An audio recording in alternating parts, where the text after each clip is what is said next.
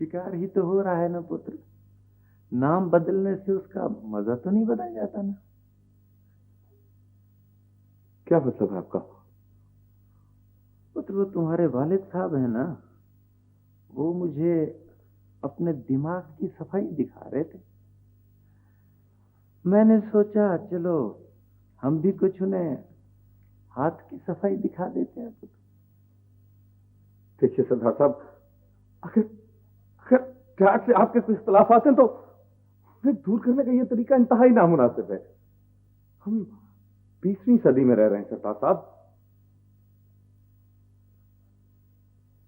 क्या खास बात होती है 20वीं सदी में पुत्र? सरदार साहब, ये इंसानियत की अक्ल की मिलजुल कर इख्तलाफात तय करने का जमाना है।